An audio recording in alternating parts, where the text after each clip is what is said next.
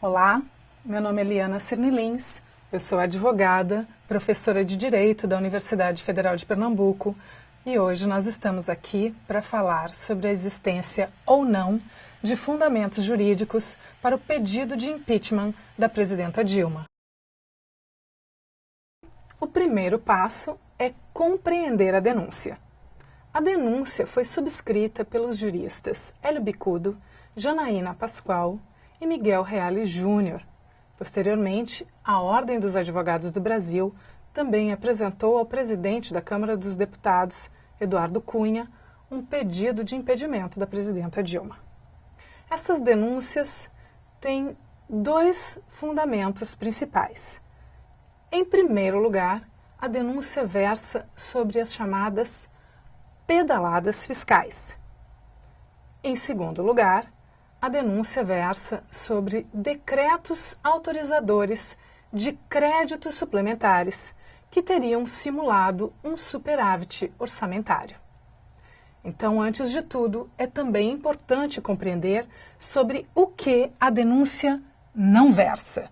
A denúncia não versa sobre nenhum ato de corrupção praticado, eventualmente, pela presidenta Dilma. A denúncia também não versa sobre nenhum fato envolvendo a Operação Lava Jato. E, finalmente, a denúncia também não versa sobre nenhum conteúdo de gravações telefônicas que recentemente foram vazadas de modo ilegal.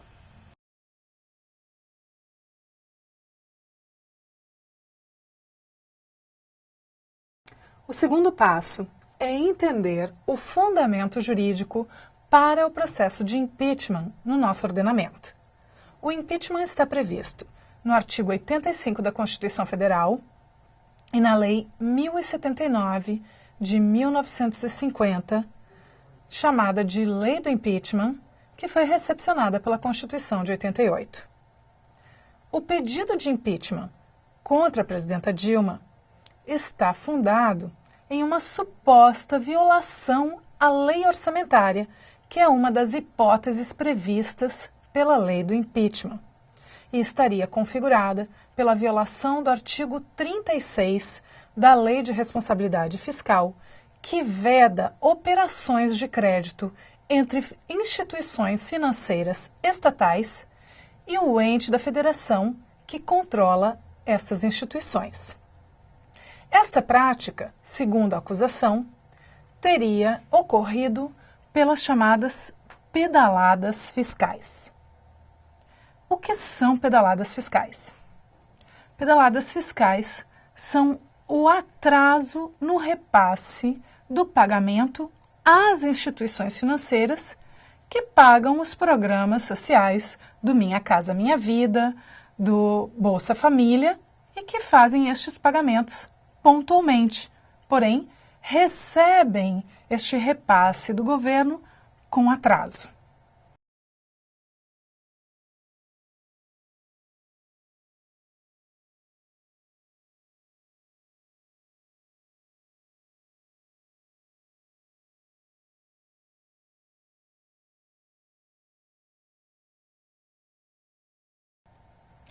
Para os denunciantes, este atraso configura uma operação de crédito.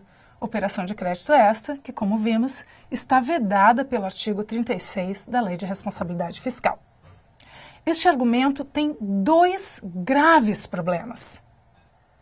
O primeiro grave problema é a equiparação entre a lei orçamentária e a Lei de Responsabilidade Fiscal. Como nós vimos, a lei do impeachment tem entre as suas hipóteses a violação à lei orçamentária. Porém, os denunciantes acusam a presidenta de ter violado a Lei de Responsabilidade Fiscal. Estas duas leis não são a mesma coisa. Ao passo que a lei orçamentária prevê despesas e receitas, a Lei de Responsabilidade Fiscal disciplina normas gerais de controle, gestão, fiscalização do orçamento.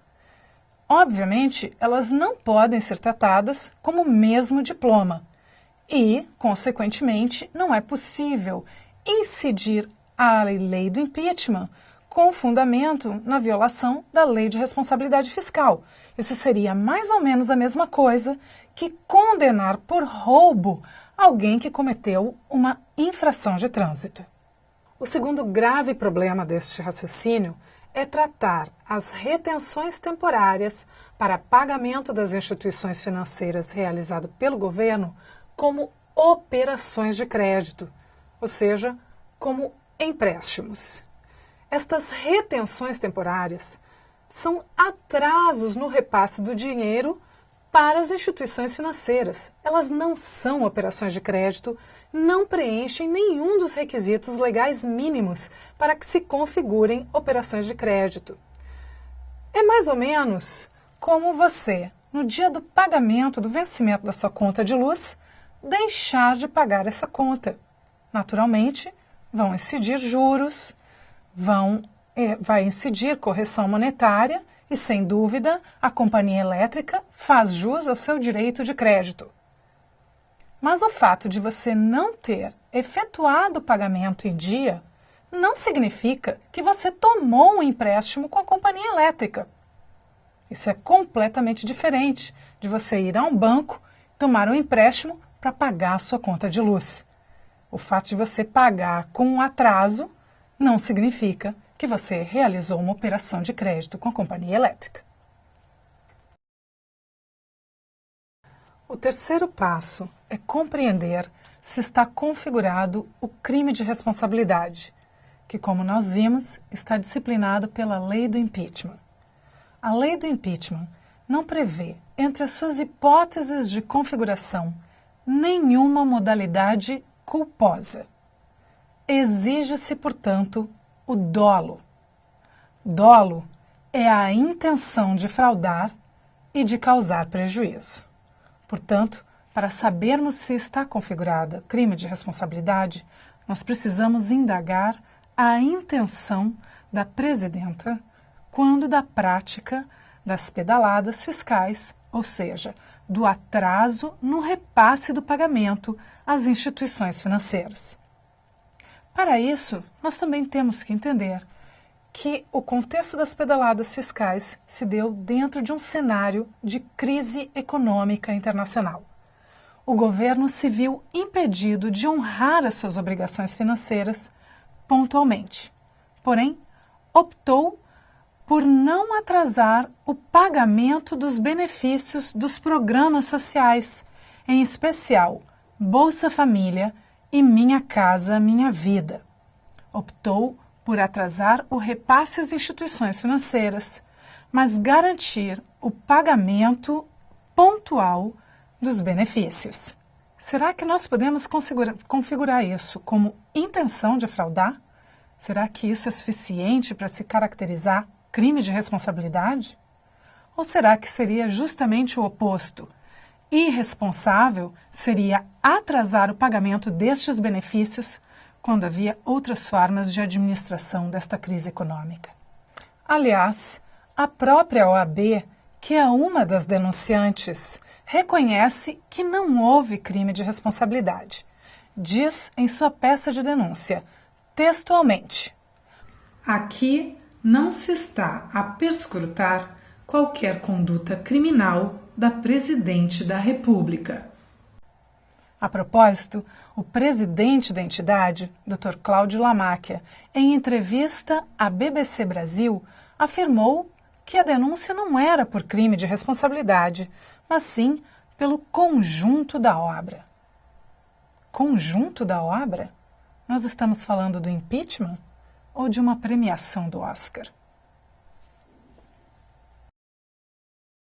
O quarto passo é compreender se houve violação da lei orçamentária pela abertura de créditos suplementares por meio de decreto.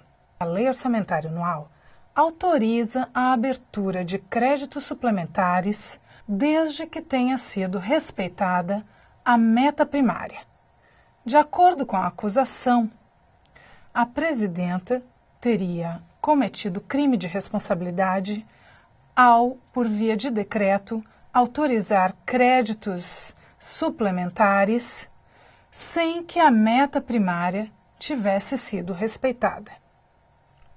Para entendermos esse argumento, nós precisamos também compreender que o orçamento é uma previsão de receitas e despesas, que esta previsão é feita ao final do exercício anterior, ou seja, ao final do ano anterior. E como uma previsão para o futuro, pode ser frustrada pela realidade. É exatamente por causa desta possibilidade de frustração que a lei orçamentária admite a possibilidade de abertura de créditos suplementares. Estes créditos suplementares farão ajustes nas rubricas que foram previstas pelo orçamento.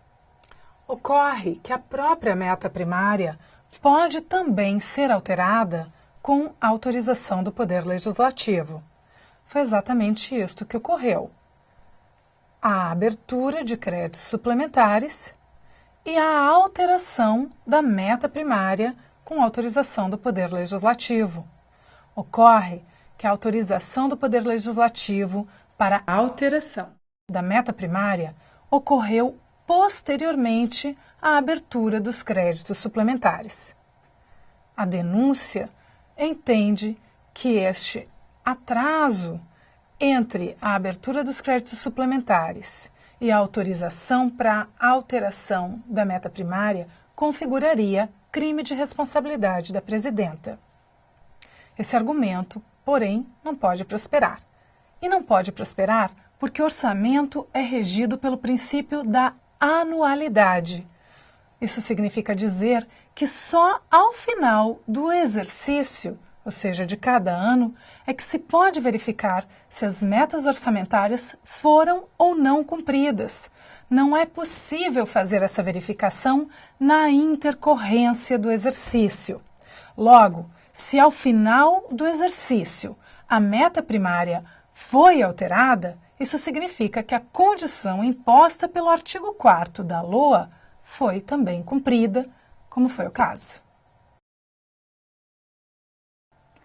O quinto passo é verificar a jurisprudência do próprio Tribunal de Contas da União, que sempre tolerou a prática tanto das pedaladas fiscais quanto da abertura de créditos suplementares, práticas estas que foram largamente utilizadas por ex-presidentes. Por exemplo, o ex-presidente Fernando Henrique Cardoso expediu mais de 100 decretos para a abertura de créditos suplementares e sempre teve as suas contas aprovadas.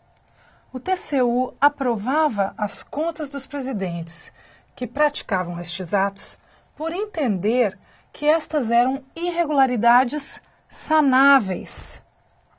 Quando os vícios são sanáveis, como é o caso, não se deve inquinar de nulidade o ato, devendo-se dar oportunidade para sua convalidação. Foi assim que sempre ocorreu.